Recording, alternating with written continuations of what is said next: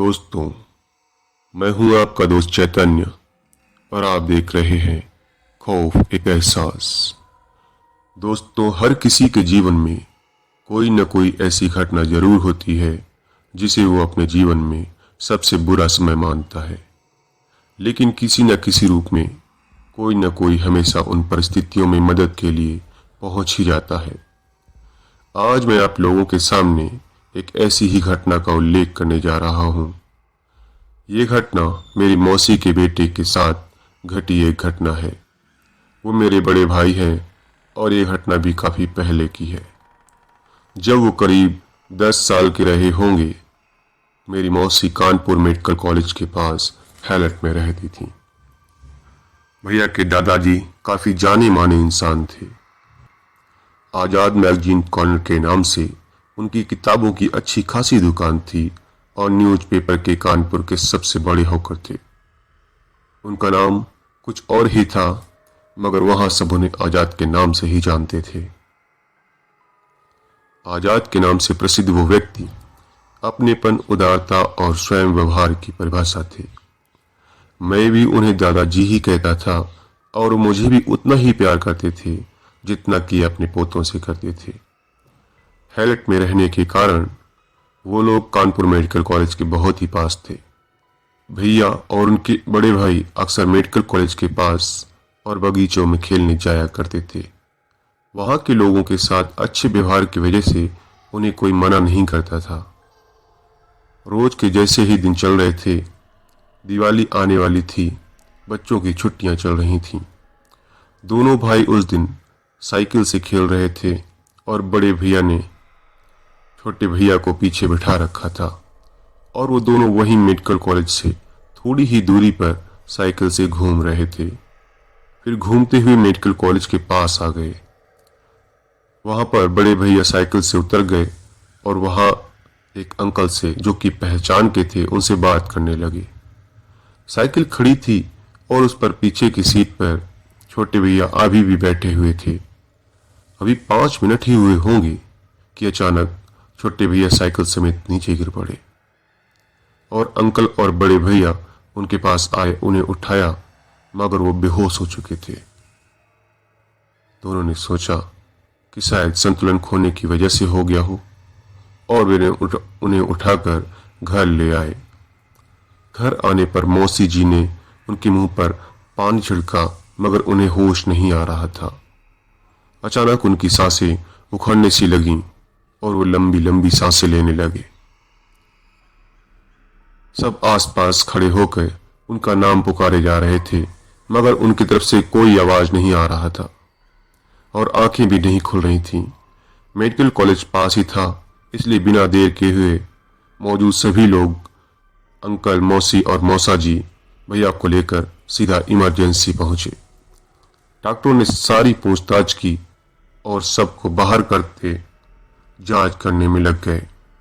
Sir पर कोई चोट नहीं थी और न ही शरीर पर कोई चोट थी, बस शरीर पर कुछ छोटे खरोंचों के निशान थे। लेकिन सांसें फिर भी उखड़ने लगीं और डॉक्टर ने ऑक्सीजन देने के मास्क लगा दिए। सांसें फिर भी काबू में नहीं आ रही थीं, थोड़ी थोड़ी देर में उखड़ने लगती थीं, लेकिन जब प्रेशर बढ़ाया जाता तो सांसें फिर साधारण हो जाती। डॉक्टरों की बेहोशी की वजह का कोई पता नहीं चल रहा था, इसलिए उन्होंने इमरजेंसी एक्सरे करवाए। वो भी नॉर्मल थे, बिल्कुल भी कहीं से कोई खराबी नहीं दिख रही थी। वहां दूसरी तरफ एक आदमी दौड़ता हुआ दादाजी के पास आया और बोला, आजाद जी, आपका पोता अस्पताल में है और बहुत सीरियस है। दादाजी ने बिना देर के हुए दुकान में बिना ताला लगाए शटर गिराया और सीधा मेडिकल कॉलेज पहुंचे। वहां सब उन्हें जानते थे, इसलिए उन्होंने किसी से भी अपने पोते के बारे में पूछने की जरूरत नहीं पड़ी। डॉक्टर खुद आए और सारी परिस्थितियों से दादाजी को अवगत कराते हुए भैया के पास ले गए। हालात काफी नाजुक बताकर 5 से 7 डॉक्टर लगातार निगरानी में लगे हुए थे। दिल की धड़कन मशीनों में अपनी सीमा तक पहुंचने लगी थी और मशीन की आवाज से हालत बयां करती हुई शुरू कर दी थी। डॉक्टर ने सबको बाहर कर दिया और अब तक मेरे मामा जी भी वहां पहुंच चुके थे। दादाजी रिसेप्शन के पास गए और पहचान के डॉक्टरों को फोन किया। कुछ 10 मिनट के बाद ही वहां पर 5 डॉक्टर और आ गए। उस मेडिकल कॉलेज के प्रोफेसर थे। दादाजी से मिलकर उन्होंने सारी बात बताई। वो उन्होंने ध्यान से सुना और फिर बिना देर के उस वार्ड की तरफ बढ़ गए जहां भैया को रखा गया था।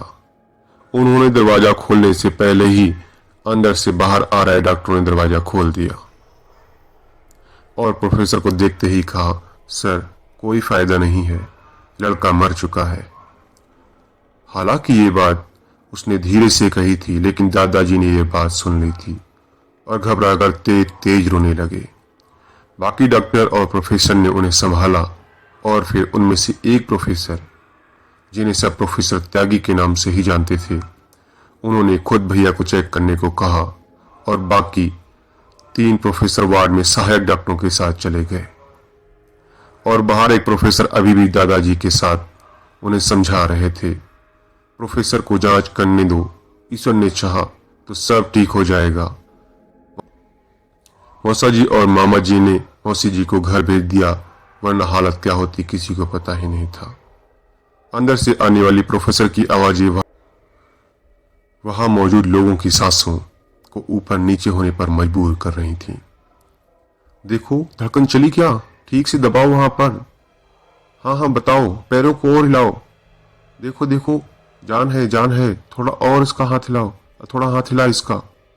इस तरीके की आवाजें लगातार सांसें ऊपर नीचे करने को मजबूर कर रही थीं।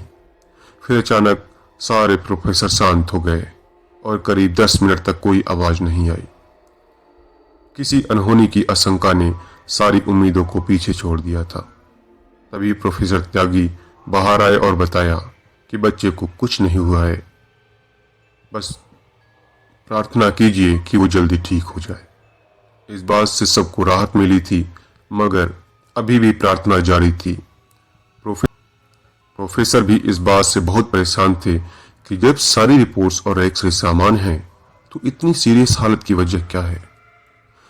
फिलहाल प्रोफेसर उनकी निगरानी में थे और आनन फान में कई एक्सरे दोबारा करवा दिए थे।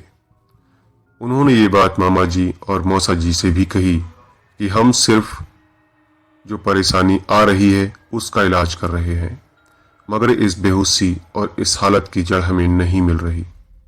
सब कुछ नॉर्मल है, मगर पता नहीं क्या हुआ है और ऊपर वाले को क्या मंजूर, कोई नहीं जानता। अब सब ऊपर वाले के ऊपर ही छोड़कर बैठ गए थे। घबराहट और बेचैनी ने दिमाग का चलना भी रोक दिया था। किसी की समझ में नहीं आ रहा था कि अब क्या किया जाए और किसके पास जाया जाए।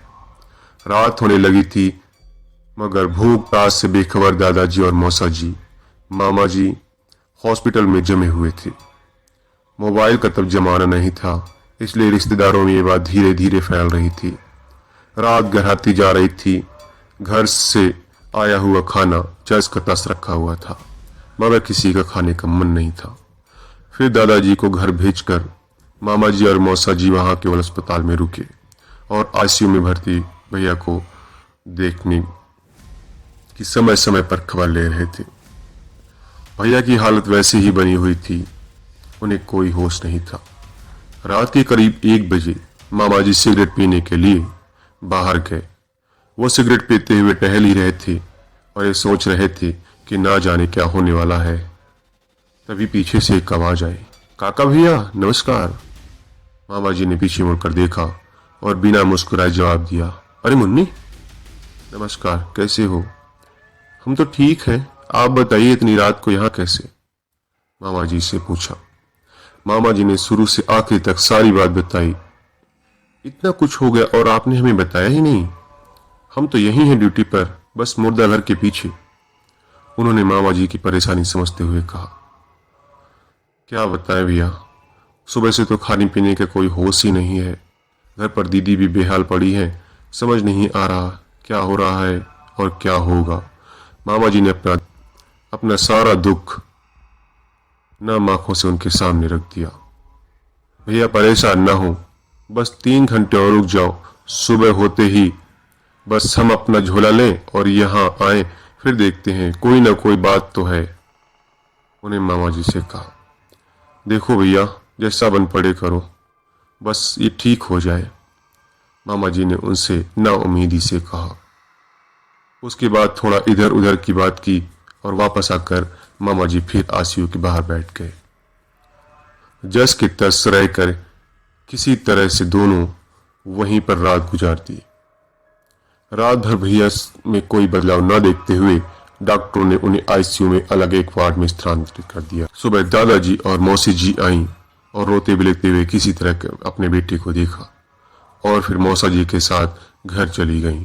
दादाजी से मुन्नीलाल के बारे में बताया और उनकी इजाजत मांगी। उन्होंने अपने बेटे के लिए जिस तंत्र मंत्र पर कभी विश्वास नहीं करते थे उसे भी इजाजत दे दी। शायद कोई चमत्कार हो जाए और वो ठीक हो जाए। मामा जी भी घर चले गए और जल्दी से जल्दी नहा धोकर वापस आ गए। उन्होंने मुन्नीलाल से जो मिलना था। खैर मुन्नीलाल को आने में देर हुई, वो 6 बजे की बजाय 6:30 बजे आए, मगर उनकी आने में देरी को लेकर किसी ने कोई आपत्ति नहीं जताई। मामा जी उनके इंतजार में थे और उनके आते ही सीधा उस वार्ड की तरफ गए जहां भैया को डॉक्टरों ने रखा था। मामा आराम से जाकर अंदर दादाजी से बताने लगे कि जिनके बारे में बताया था वो आ गए हैं, लेकिन ये क्या, वो दरवाजे के बाहर ही खड़े हैं। मामा जी ने उन्हें अंदर आने का इशारा किया, मगर फिर भी वो वहीं थे।